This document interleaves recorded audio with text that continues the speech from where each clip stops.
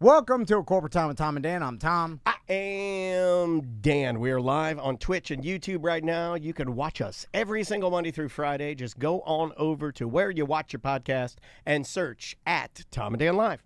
So we have a guest on the line, and this guest is going to be performing Daniel. They moved it. Yeah, they moved the date. Now, you were going to see him tonight. But because of the storm and because we are Floridians, and, he's from South Carolina, I'm sure he's no stranger to storms himself. But, yeah, Edwin McCain and Hootie and the Blowfish have now moved their show from tonight. It's going to be on Sunday now, Sunday, September 29th, 7 p.m. at the Mid-Florida Credit Union Amphitheater at the Florida State Fairgrounds. He was the pride of Dick DeVenzio's basketball camp, known as the Rifleman. Ladies and gentlemen, give it up for Edwin McCain. Or should we say Deputy McCain? Deputy McCain. Dude, we are big pot guys, and when I saw that you had been deputized, my wife said, uh-oh, you've been put it all away, put the paraphernalia away. He's a deputy now. That was a great interview you did with the sheriff. Was that the sheriff where you got deputized?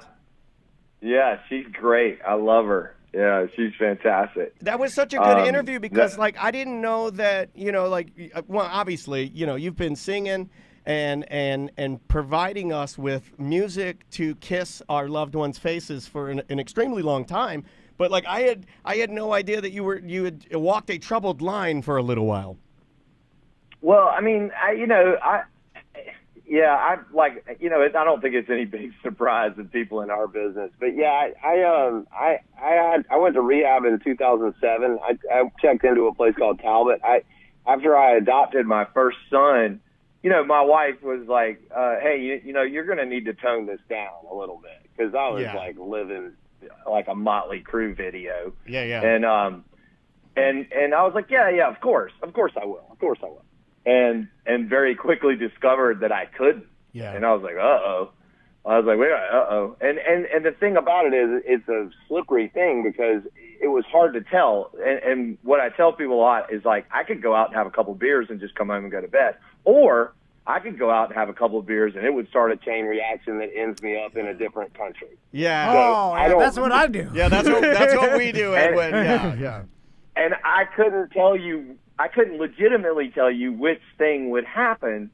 And at that point, I was like, all right, well, I'm probably going to need to fix this. And that was it. And that was, and it was, I was sad about it because I was afraid I was never going to be able to have fun again. But that's not true. I literally have as much fun now as I ever did, and I can drive everybody home. So it's right. awesome. Hey, well, it looks like it, man, and you look great. You look awesome. Go ahead, Tom. Well, Edwin, did that get you into running? Because I know you ran a marathon. Did you start exercising after you quit drinking? No.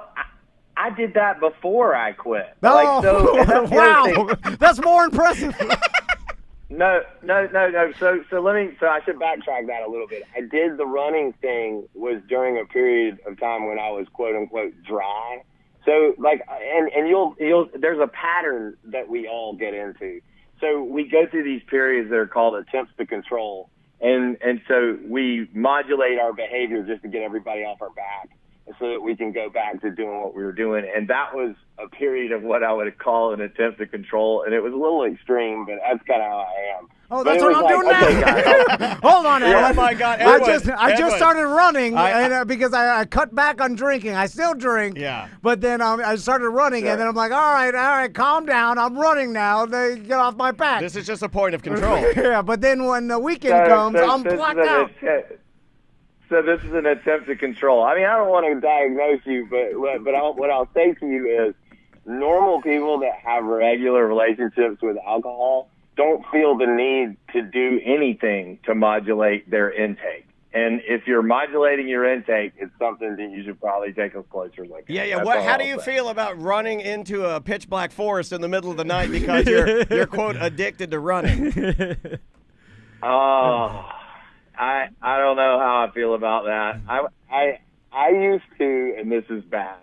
So I was training on tour, and what I would do is I would just run. If I had a 10-mile run, I would run in one direction for 5 miles, and then I would have to turn around and run the rest of the way home. them because now I'm committed. Yeah. But if you do that in Philadelphia, you're not smart. Yeah. Mile 4.5. You're like, oh. Yeah. You're on tour. Go ahead. Sorry. I was like, those people must be fans. They're yelling at me. No. That's not what it is. That's not going to happen. You're on tour now with Hootie and the Blowfish. I mean, you guys have been, pals and musical friends for an extremely, extremely long time. Is it true, because, and I'm sure you've been asked this a million times, that I had never heard this. Tom and I were talking, and is it true that, like, when Darius signed and those guys are signing, that they basically stuck up for you and said, hey, bring this guy along with us?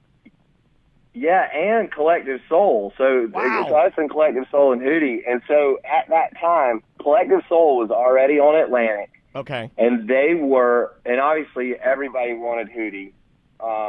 And Atlantic showed up. And I was opening for Hootie at the time, and all the guys in Hootie were like, you need to sign him too, and the Atlantic people were like, yeah, we'll do whatever it takes. You want me to sign your fathead friend to get you to sign with us? Sure, that's what we'll do. That's what we're doing. So yeah, I spent my life trying to repay those guys. I mean, but to be fair, like once I got on the label, Ed and Collective Soul, those guys were real advocates for me because I was obviously at the bottom of the roster. I wasn't like anybody they were interested in. And I know specifically a couple of occasions where Ed actually went to the president, Doug Morris, and to talk to him about promoting me, which, that's uniquely a Southern band thing to do, right? Yeah. We all got along so well, and like us and Driving and Crying and Collective Soul and Jack, God, I'm trying to think of some of the other bands, Dylan Fence and Uncle Mingo and all the bands at the time. We were all very supportive of each other, and Jump Little Children. It continues to this day. You're naming a lot of bands I haven't heard in a minute, man. That's crazy. Yeah, I forgot that there was an explosion in the South with like our alternative rock bands and our singer-songwriters that, really, how does it feel? Is it like that now? Like, do you see that now when you're touring? Yeah. So the bands, all of our little group of musicians are still close.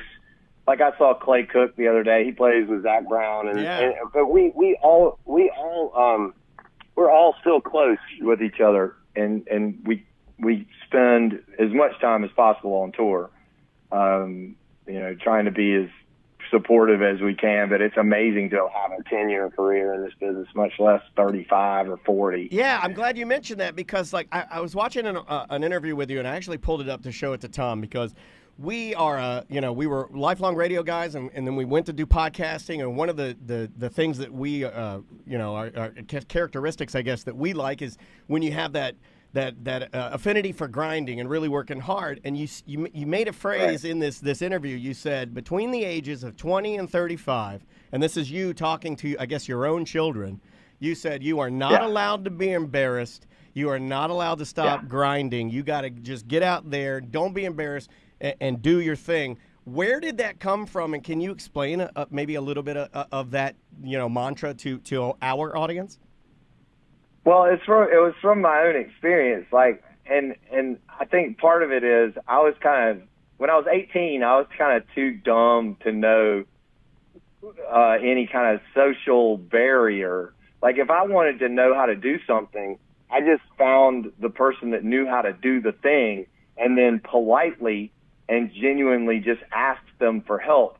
And what I discovered was if you're a young person from the 18 to 25 range and you go to someone who knows how to do the thing you want to do and you genuinely ask them to teach you, people will fall all over themselves to help you. And it's a resource that is so underutilized. I can't stress it enough. Your ability to succeed in life is in direct relation to your ability to just simply ask for help. Like, for instance, I walked into this bus company in North Charleston, introduced myself to the owner, Charles, this guy named Charles, and I said, listen, I don't know how to drive a bus. I found this bus for sale in a farm field, and it'll be cheaper than buying a van, and it'll be cheaper than, it'll be easier for me to tour as a musician to have this bus. But I don't know how to drive the bus. Will you teach me how to drive this bus? And this man got up from his desk, put me in his truck, and drove me out into this farm field, helped me buy this bus, taught me how to drive it, let me store it at his bus company because he was so shocked that some 18-year-old was going to take the initiative to do all this stuff. Yeah. And that's what that's what kids don't realize, like how genuinely interested people my age are to help them. True. Like I started a land clearing business for this kid because he asked me for a job. Right. Like I'm telling you, there are tons of people out in this world that have done well, or that are in this stage in life where they know that what's next is stewardship. Yeah. And they have to check the box that any successful career has to have a component of stewardship. And all of us, and especially Gen Xers, we're all sitting here waiting for you, this younger generation, to ask us how we did it. Yeah, you're right. You're exactly right. And were your parents like that? Like, how do you think you were able to get that at such a young age? I mean, you hear the stories. It seems like, maybe you refer to yourself as not being that bright, but it sounds like you were, and that you also, like you said, weren't embarrassed to ask, very simple questions. How did you get that from your mom and dad? Is that just something how did you get that? I'm Gen X, so we were unsupervised. But for whatever reason, my family calls me Henry Kissinger because I'm the one that negotiates everybody into a solution. Okay. Because I've always thought like that. Anger's easy and arguments are easy. That's lazy. Finding solutions is difficult. Yeah, right? That's true. So I've always found it really interesting to find solutions. And it's partly because I'm so dyslexic. I couldn't read when I was a kid. Like, I had a hard time reading, and I'm as ADD as it comes. So I don't remember insults and like emotional injury. It slips right out of my mind. So you can hurt my feelings for about 45 seconds. I'm like a goldfish, right? And then I get back to trying to find a solution. And so somewhere between being dyslexic and ADD as hell, I found this kind of niche to where I find solutions. That's awesome. And that's it. I love it. I love how genuinely positive you are without being like an inspirational poster. You know what I mean? Like and I know you probably get tired of that. And I heard you in an interview say that you get a lot of people telling you how genuine you are. And but it's something you could never get tired. I guess you could never get tired of that, man. You're so authentic, and it's cool. I've often debated on doing a post where like, hey, wait a second, pump the brakes. Like, I'm also an a-hole some days. Like, don't get me wrong. Like, you know what I mean? Yeah. Like, there's plenty of times where I've been irrationally angry at some douchebag in a car next to me, right? But it's okay to be all those things. No one is one thing all the time. Like, things happen. People are human. But what I learned, and this is a benefit to Talbot, is that you can always choose to do the next right thing, right? Like I can make a mistake and then go, you know what? I don't have to cover that up and just start tripling down. I can just stop and go, hey, that was unkind. I apologize. And now we're starting with a clean slate. Like I get a little nervous sometimes that people are giving me a little too much credit for being nice all the time. I'm not nice all the time. It's interesting to hear that because you could tell that in some interviews you're kind of like, oh man, here they come again with this guy's so genuine. Like enough. Yeah, well, I just get nervous because I feel like if I was watching that, I would be like, something's up with him. Like I would start not to trust it. You know what I mean? I would get, and that's another thing. Like I skirt the edge a little bit too, because like you want to do a lot of nice things in the community, but like then a lot of times I'm like, listen, don't tell anybody I did this, because I don't want people to think I'm doing it performatively. Right. Like I just want things to be. I just want to do good things. And that was another thing. Like, you don't always have to do the right thing for the right reason. I had this friend. She's in an AA group of mine, and she used to pick up cigarette butts after the meeting. She would clean up outside. And then one time she told me, she goes, the reason I do that is because I like it when the guys look at my butt. But she's doing a good thing, and it doesn't matter why. And the byproduct is it's a clean parking lot, you know? Doesn't matter why, you know. Doesn't exactly. matter why. Edwin, I have to ask you, because we're down here in Florida. I'm a boatman, and I know this show doesn't exist anymore, but I want to ask you about flipping ships.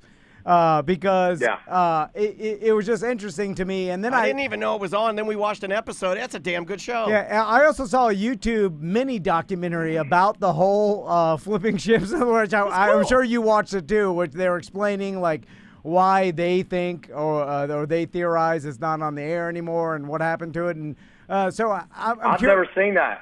Oh, it's on YouTube. Some YouTuber. I've never seen that. Oh yeah, we can. Okay. We'll pass it to your agent. We'll throw it to you. Yeah, it's just like no. You got to send me that. I can't wait. It was just like why flipping ships went off the air, and then you know how those like mini YouTube there's like some dude in his basement has all the clips, and this he's is like, where we get all our news, by the way, is from mini YouTube documentaries. Oh, please tell me there's a conspiracy theory, because I'll tell you why. Okay. I'll tell you what this person came up with. Right.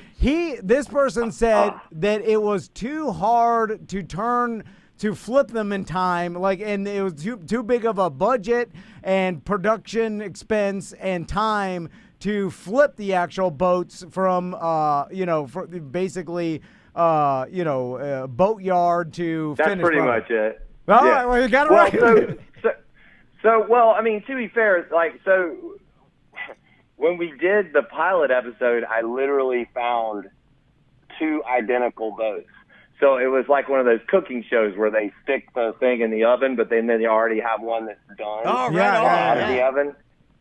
And so I was like, oh, that was easy. And then we started trying to actually flip the boats. And we had like 15 days to shoot an episode. And 15 days to shoot an episode, it'd be enough 15 days to just flip a boat would be impossible. Right. But 15 days to actually do all the shots it takes and flip the boat.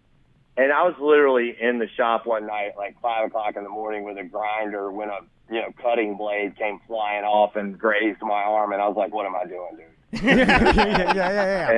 And we had one close call where we were putting a boat in the water, and because we had been up all night long doing it, we had reversed the transmission controls, so forward was reverse and reverse was forward, and it was a close call. Like, somebody almost got hurt, and that was kind of when I threw the flag, and I was like, look, man, it's different when you can, like, Chip Foose can roll a car out that doesn't have an engine, but we're putting people in boats on the water. Right. Like, this isn't cool. Like somebody's going to end up getting really hurt, and we're going to all be standing around going, that wasn't worth it.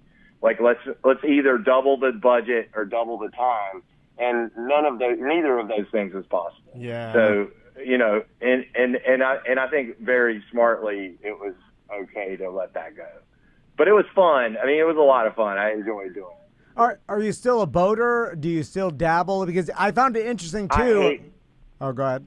Yeah, I came home one night at like 5 o'clock in the morning and got in bed and looked at my wife and said, I don't like boats anymore. Oh, it ruined it for all the Oh, time. no. That's the worst. We didn't want to hear that. That breaks my heart. Although I do like when someone takes their passion, turns it into a job, and it ruins their passion. Yeah, we're doing that right now with we're doing that right now with podcasting. Right now, this started as a hobby, and we got to this pinnacle. We're talking to celebrities. We have Edwin McCain. We've been wanting to talk to you. We talked to you one time in the radio days, but not on our own podcast. And we were wanting to talk to you. Here we are doing it, and I got the same thing. I'm going to go home tonight, lay in bed. I don't like it anymore. I don't like podcasting anymore. But I will say this, I love sailing. I still like boats. I eventually will. But what I've learned is it's not a hobby.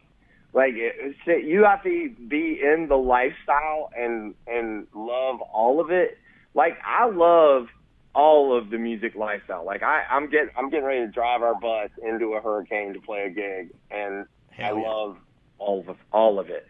But like with boating, like, you got to love all of it. It's not just going out on the boat. You got to also love all the preventative maintenance and cleaning the hull and doing all the stuff. You got to love that stuff. Otherwise, it's not going to get done. And if it doesn't get done, now you got problems. Yeah. Right. And that's the difference, I think.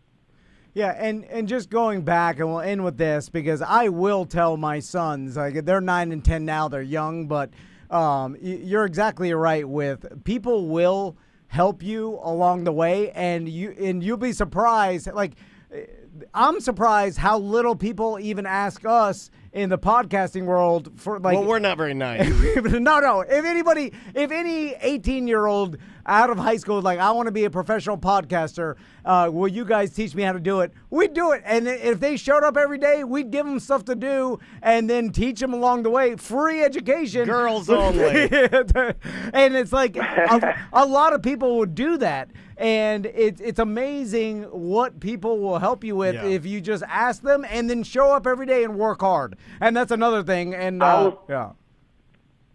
you guys need to go on YouTube and type in Branford Marsalis on students. Got it. And watch his answer to a question and roll on the floor of how much truth he tells in this answer, because there's the hitch, right? There's the difference between somebody showing up for an internship and somebody showing up and really grinding. Right. There's a difference. Yeah, there absolutely is. And then people will recognize that, and I think the human beings like that spirit. That it's fulfilling, dude. It's fulfilling to pass on knowledge. And if you see a person that wants it real bad and is willing to work for it, you want it for them. You're like, I'll help you get this because you're so passionate about inspiring. it. It is. And that's almost as easy as it's kind of easy. Yeah. But the problem is getting that spirit is I don't know how you do that. That's a problem. The best example of that is the CEO of the Ritz-Carlton is a guy named Horst Schulze. I'm not sure if he's still the CEO, but he started as a dishwasher. Like, get your head around that.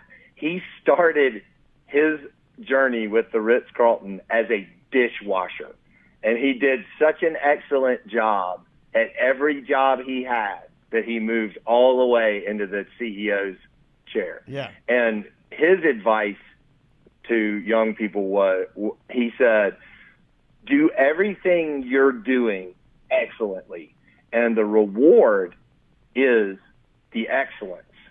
And everything that happens is a byproduct of that excellence. And you can't deny, dude was right. Yeah, he did it. Yeah, like when he's standing there and he did it. You're right. But Edwin, but some people do get broken down because they feel like they did all the right things. It just hasn't happened yet. And to that, right. I'm like, well, that will happen because like life is like poker. There's skill and luck involved.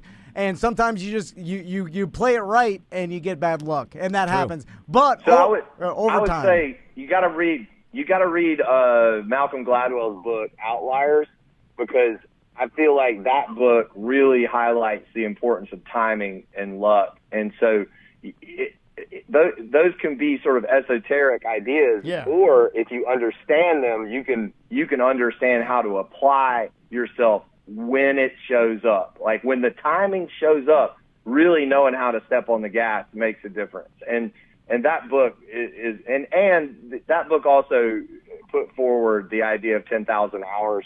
Like whatever it is you want to do to become an expert, you have to spend 10,000 hours doing it. And the quicker you get to your 10,000 hours, the better. Yeah. Yeah, and you're right, and I know that you're a big timing guy, and you're exactly right. It's like sometimes you just have to wait until the right time, or take advantage of an opportunity in the timing. Well, like 25 to 30, you were 25 to 30, 20 to 35, you were grinding it out as hard as humanly possible, and then now, do you feel like that set you up for this time when you can go? And again, I don't want to not say this again. The appearance that was scheduled for tonight has been rescheduled to Sunday. So if you're going to see Hootie and the Blowfish, the summer camp with Trucks Tour, Collective Soul, and our new friend Edwin McCain, well, there you go. It's on Sunday now. But yeah, you weren't trying to set yourself up, but do you feel like that grind, those grinding years, that really set you up for what you're doing now? Yeah, because in Hilton Head, I was playing 10 shows a week, and they were 4-hour shows. So, and I was playing to tourists who didn't come to hear me. So the challenge was, like, how do you entertain people that really didn't come to be entertained without being obtrusive? Like, you have to draw them in by being compelling, right? Or hopefully. And so I sat there and I stunk for a long time. Like I was like, people ignored me. They had their backs to me. I had to figure out what made them turn around. And that was my 10,000 hours. But then more than that, like I really love playing music, right? I discovered that I was willing to do anything to be able to do this forever, right? And that was sort of that an internal lesson that I had to learn. It was like, do you really, really, really want to do this? Because like this is it. Yeah. Here you are. You dropped out of college and your dad cut you off, and now you're on your own. I mean, is it? And at the time, the solo acoustic guitar player guy, there's a ceiling on that. Like I think you can probably max that out at $50K a year, and you can live on that. That's fine. But is that where you want to be? Because that you can max that out, and that's what you're going to do for the next 30 years. Is that what we're doing? And so there were some moments where I had to like really ask the questions, but at that time, it was it. That's all. And I stand by the decision. Because the end result has been much more than money. It's been friendships, and relationships, and like I'm sure you guys know this too, especially being in radio. At the end of the day, the money comes and goes, but what's truly important are these relationships, these friendships that you've made over your lifetime, and people that you genuinely care about and that you can call on that live all over the country, and you can literally go to almost any city and have a friend. Yeah. That's amazing. Yeah, it's cool. Right? Yeah, man. Yeah, it's so inspiring talking to you, and we certainly do appreciate it, especially in lieu of the hurricane that is hitting Florida. Edwin, thank you so much for your time, man, and good luck with the shows. I know you're driving the bus now, so good luck by drive safe. Yeah, drive safe. Put your bus hat on, and please be very careful because we had a hell of a good time chatting with you, man. Thank you for your time. I'll see you around. All right, brother. Right, be good. Edwin. There you go, Edwin McCain. He's a casual dude, right? Yeah. You see, it's funny because you see, like, what he did, and just doing the research, you're like, oh, this guy is a grinder, and then no matter what he does, like, he's just like, oh, I'm going to try to this, and then he puts it all in. He reminds me of Guy Torrey a little bit in that, like, he'll go on any show and, like, put on a really good interview. Yeah. I would like to think that this one being decent was us. I don't think it was. That was Edwin. Also, he's right as far as the training goes. Like, I thought about this too because you start looking back as you get older, and you're like, oh, I bet you like back in the day, in the radio days, when I like agreed to do a daily bit, and then eventually doing 2 bits a day, right? Yeah. That was horrible. But you were open to them, and you were taking them on. Yeah, because I was like $20 at a time. I'll do it. Yeah, no, but, I just do it for but think about that. Like, no, I'm glad Yeah. you're bringing this up. But think about how open you were to, like, you were taking. You would have piled on anything they gave you, right? Yeah. There was, Because, but and there that's was a no rational confidence. But think about how that's a good thing to have. That's what I think. That's what he's talking about with the you're not allowed to be embarrassed, or you're not allowed to have a threshold. Or You're supposed to take on as much as you like. Don't take on as much as take on everything. Yeah, and then you do learn an insane amount by taking on everything, especially when you're young. And Well, you really do get to learn your limits. Yeah, and then you look back, and I'm like, I trained my brain for years to think quickly and try to and the pressure of like, hey, you got a live thing that you got to do at 8 and 10 every day, and it's like, you know, that helps you with the pressure of anything, really. It's like, oh, you got to like, I got to think of something because I'm terrified to fail, and terrified to look like an idiot, and so then you get to a point where you look back and you're like, that helped me at the time. I hated it, and I hated the company for even like thinking that I should be able to do it. Like, I was like, who can do this? Is insane. Yeah. Like, I shouldn't do this. It's horrible. Anyway, and then now I look back, I'm like, I'm glad I did it, because my brain probably wouldn't have worked the same way. It just, I trained myself, over those years, and that helped me. And then I was like, with my kids, but how do you pass that on? Like, how do you, like, it seems like a person just has that internal drive that I think it's a combination of things. I don't think it's an all or nothing, because I think like for Edwin, for instance, I don't think he's going to grind on everything.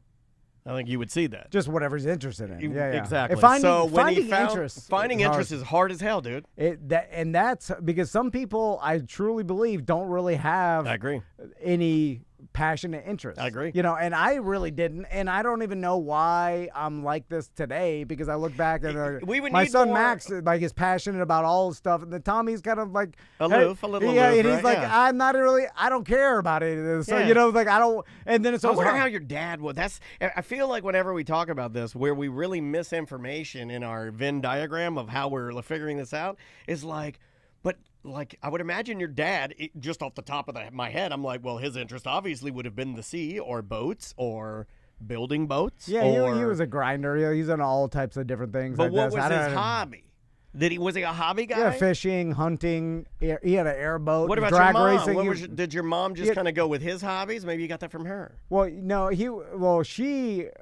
my mom didn't have any, like crafts. Right. Yeah. I mean, she was a stay-at-home mom. I didn't have that kind of mom either. Yeah, my mom didn't do any of the craft. There was no crafting in our house. But my dad had like a race car. So he had a bunch of little things. And he had an airboat. Yeah, I forgot he had a race car. And a regular boat that he fished on Saturday. And he airboated on Saturdays. Oh, this guy was full of awesome hobbies. No, yeah. Then he hunted. He was killing it. Yeah, then he had black powder guns. Right? Yeah. So, and then he had all, like, and then obviously with all that, then he worked as a diesel mechanic and some other, he had a bunch of stuff. That's probably where my ADD is, just doing a bunch of different things at the same time.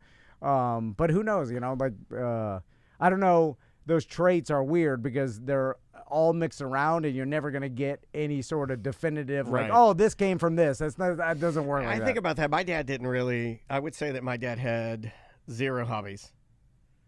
Absolutely 0. Like, my dad was the quintessential get up, go to his salesman job. The Willie Loman, death of a salesman. Yeah, you get up, you eat your breakfast, you're drinking coffee on the toilet with your tie over your, shoulder. You get up, you leave at 8, you're back right before 5. You come in as dinner's getting on, the old American. As the dinner's on the table, I'm there. I'd finish my homework. I'd see Dad. I'd hang out with him. He'd watch a little TV, get up, rinse, repeat. Yeah, but no hobby. But the thing is, like, I'm always, and I got to remind myself, because I'm always like, oh, yeah, this grinding and this super hard being addicted to work or whatever you're into is the way. But that may not be the way. It's not the only way. It's not the only way. And it's also like, if you really analyze it's the way for some people. But if you really analyze it, like, it's kind of a curse. sometimes. You know what I'm saying? Like this guy, like, you know, Edwin was just talking about, like, he starts his boat show, and then he's at 5 a.m. grinding on some boat trying to make it work, and then he's like, what the hell am I doing? Right. Yeah, I think sometimes you get to that point, you're like, work, Yeah. and then you're like, what? I've built myself a prison of work. Yeah. And then you're like, why did I do that? I think a lot of people do that. You know, well, then that kind of dips into like prioritization, you know, of like, you know, where are your priorities? Why are you putting so much time into that? You're getting enjoyment out of that, or even worse, this is hurting you. Yeah. Like you're doing this, and you think that the grind mentality is helping you. I mean, it's not. It's not helping you. Also, I don't want to. I think Edwin McCain called back and left a message, but I'm too chicken to check it on, like right now. Oh, see what he left here. I don't want to hear it. I'm like, what is like? I don't. I get nervous. No, it's a positive message. It was good. I heard him become engaged once he knew that it wasn't going to be a standard radio BS interview, that we actually did work. Research, yeah. Can I tell everybody my trick that I try to do? What? I tried to do it with the Dick DeVenzio basketball camp. I try to find something that I know they did as a kid, and I like to throw it at them right before we get them on the air, because I found that it puts them in a good mood. Well, it shows celebrities. You're doing. He also respects work, and if we're doing our job and we're putting the work and effort into talking to him and like actually asking him interesting questions instead of like, how's it working with Hootie? Like some big fat. Put Hootie on the phone. Yeah. Are you driving Hootie's bus? Who are you? Yeah. Edwin, we want to talk to Hootie or the Collective brothers. Yeah, sing your song, I'll be. Like, you know what I'm saying? Like nothing. You didn't do any research or even like care Let's to. see what he said. Hold on, I'm trying to find it here. They changed everything. I can read the transcript of it. All right. No. Oh, yeah, he doesn't want this on the air. Hey, it is a 1, and I just wanted to call back and say thank you so much for the interview. My cell phone number is blah, blah, blah. Call me for anything, any of the things we discussed. I am always open to help you guys out. That's cool that he said, yeah. Wow, look at that. You know, it's probably, again, he's done he's our new best friend. 100 of interviews, He's our and new they're best friend. all, you know, the shallow nothings. Okay, here's what we're gonna do. I heard in his voice when he do. picked up, he's like, I'm expecting a shallow nothing. But we turned him around. Okay, here's what we do. Me, you, Mo DeWitt, and all of our listeners, Private Edwin McCain party, because he's our new best friend. I think we can get him for free now, because he not for free. He really likes us. He really likes us. He don't do anything for free. He's our best friend now. Big 90s Edwin McCain 90s party. I'll be Tom and Dan present. I'll be a night with Edwin McCain. All right. Well, should we take a break? I mean, we're basically we're basically done with the show. Well, then let's go back to like a point that we already made and drive it home harder. This is something that I have. Crystal gets mad at me because she's like, "You don't have any joy.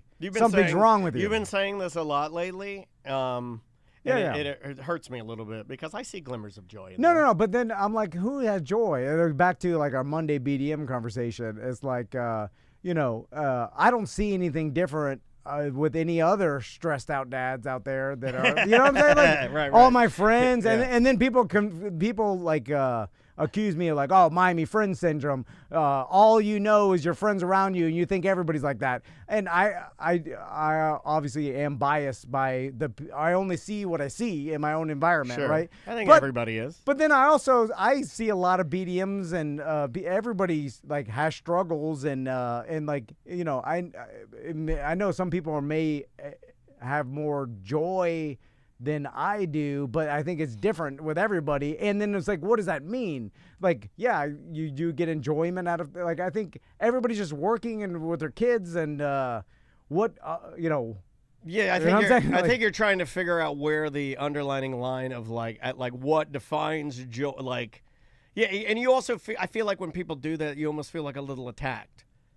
Well, I just like, I'm not seeing anything different from anybody else around me. Right. You know, I'm not acting different. Like, I'm not, you know, some miserable DM. But no, I don't think you are. But like, I think that it's just like, I don't know, maybe you seem more quiet, and I think people, maybe they're even amplifying what they think you would act like if you found joy. Would you be like, oh, like, what are you going to what are you going to do? But what does that mean? It's like, it's like you have to. Pudge did have some joy on the cruise. Yeah, the chat room checking in. They're like, was Pudge joyful on the cruise? Yeah, he won $10,000. Yeah, of course he had joy. I'll have joy if I win $10,000. I just gave my money to the cruise ship like everybody else. Every other sucker. By the way, my wife's pretty joyful though. She's annoyingly joyful. Is she just joyful all the time? Yeah, pretty joyful. She's always smiling and laughing. Okay, making jokes. Yeah. I guess some people are just joyful all the time. Some people are, but I don't necessarily think because we're older that we're like, sorry, the joy's gone. No, I don't think that either. But I don't see it out there. It's like, who's having this joyful, great time every day? It's like, it's ebbs and flows, right? I think everybody has ebbs and flows. Okay, yeah. I'm just trying to figure out, like, what's the proper amount of joy? Nobody knows. As much as you can get your hands on, right? Yeah. It comes in spurts. It's fun, and I think everybody thinks it's sort of fun to call you the grumpy guy. Oh, this guy doesn't have any joy. Well, they don't even see your joy. You know what I mean? Yeah. And it does feel very like they're attacking the guy who doesn't have outward joy. Well, let's say you had joy, and maybe you just don't put a joy on your face. There are plenty of people I know that do that. I was talking to Maisie about this. Maisie's like, are you okay? Like, she'll do that with me a lot because I'll get this face. Let me see if I can do it. I was doing it for Andrea. Watch this face. I know this doesn't work for radio or podcasting, but just assume I'm going to have a very serious face. This is the face I have when you're texting me something about the business that may or may not be, like, not good. I'm like this. Yeah. It's a weird face. Yeah. It's a weird face. And then, what's wrong? Well, I mean, it doesn't necessarily, like, sometimes my face just look like, leave me alone. Is that what you want to tell people? Just leave me alone. No. That's what grumpy old men say. Okay, so you're not supposed to say that. No. Yeah. But I feel like everybody takes things, like everybody's different. So it's like to expect you to act like I would act when I'm joyful is not fair. But that's why I defend you. And then people get mad at me. They're like, don't defend him. He has no joy. And I'm like, okay. No, but I don't even see what other, like, I honestly don't even really see your joy. Really? You know, like you don't. Oh my God! I got it out right now. Yeah, I don't see my friends that I know. They're like outward joy. Like I'm like, who's having this joy you're talking about? So you're sort of saying it's an unfair expectation to measure you saying like, well, you're saying you don't see my joy, but I don't see any joy. Well, I don't see other people's outward joy that often. Like. You know, I don't even know what that means. That's what I'm saying. I don't know. I don't understand. Like all the people I know, they work hard. They get home. The chat room is saying maybe this will help. He says we don't care that he doesn't feel joy. We care that he. I'll edit that. He craps on everyone else having joy. Oh well, that's funny to me.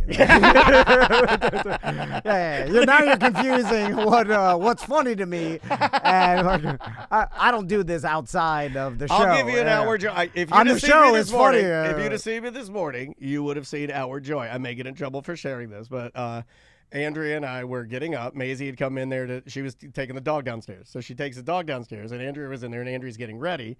And I don't know what made me do this, but she was taking her shirt off, and then she had her exposed boobs. And I was like, I put my hands up like I was going to, like, hit him like a punching bag. And then she came behind me and then jiggled him on my back, and I expressed outward joy. I was joyful. Okay, all right. Having some boobies on me. Okay. You could even ask my wife. I came to her later, and I said, hey, just so you know, you doing that gave me joy. I did say that. Okay. I was like, I enjoyed that. So shadow boxing your wife's teeth. Yeah, it gives me joy. Okay. Yeah. Yeah. I guess that's 100% joy. I don't see it, so. If you saw it, you'd be joyful. Yeah. It was good. It was good. Well, I'll be joyful if my wife lets me box her teeth. No, I didn't do it. I just pretended. Yeah. And then she like did the thing. She did the move that the masseuse does in Nuru, where you do it on the back. You know, I was like, rub 'em. Yeah. All right. Anyway, this went poorly. We will see you Monday. All right. Good job, buddy. Almost gassed out, but we got it. He was good. Yeah. Monday. That's it. 1 and 2. No, I'm sorry. That's not Monday. That's Friday 1 and 2. 1 and 2. Got it. And then lunch. Yeah. All right, guys. We're going to lunch, and we will see you tomorrow, I guess. right? I think we're done now. No, well, Are we? Oh yeah, no. something. I forgot about that. We talked about this morning about getting it all done, but we got Game Show Drew coming in at 1, so he should be fun. He has a new song he's gonna play, a new intro song. So